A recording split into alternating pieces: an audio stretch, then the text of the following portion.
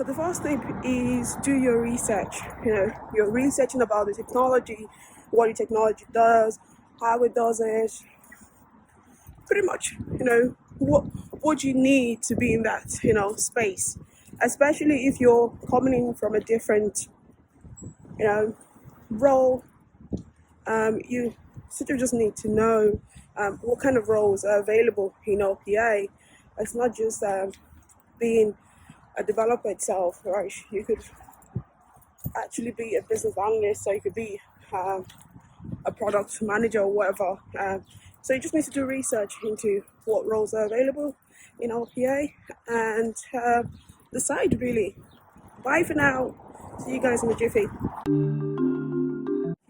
So I'm here to give you the second tip. I gave the first tip yesterday for those trying to get into RPA.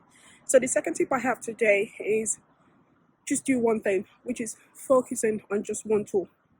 So whether it be Blue Prism, UiPath, Automation Anywhere, it doesn't really matter, right? I would say look at the tool based on your area. So if you're in Europe, not all these automation tools are in Europe. So the chances of you trying to get a job or something of that sort might be limited. So it doesn't really mean that the tool is terrible or the tool is bad. It just means that the coverage, the geographical coverage, is limited. So focus on one tool. And I know it's very hard talking about this, considering I look at a couple of tools.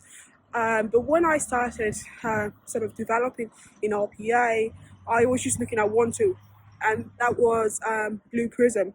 And I sort of expanded into Appian, UiPath, and all of the other tools.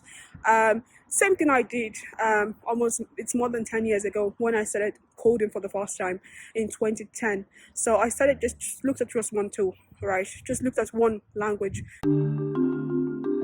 We're talking about community. You probably guessed right. I'm going to mention community because I'm very heavy on community. I'm very invested into communities. You can create one or you can join one.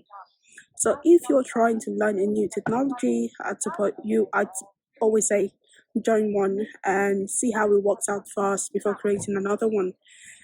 It's a good way for you to maximize your learning. You're able to meet with other people as well. Hi guys, I thought I'd hop on here and talk about the number 4 tip into getting to RPA. So I'm ready to discuss something called domain knowledge. This is what a lot of people always exempt every time they're thinking of going to RPA. So if you're going into insurance or if you're going into banking, you do need domain knowledge. It doesn't really matter how little you have of it, but it's really required. So hi guys, I wanted to hop on here quickly and talk about tip number 5. So tip number 5 is all about mentorship. So mentorship just means that you need a mentor to look after you, and they can advise you on different technologies, your skill set, and what you need to know before getting into RPA. So do you have a mentor? Do you need one? It's a relevant question to ask yourself. So bye for now.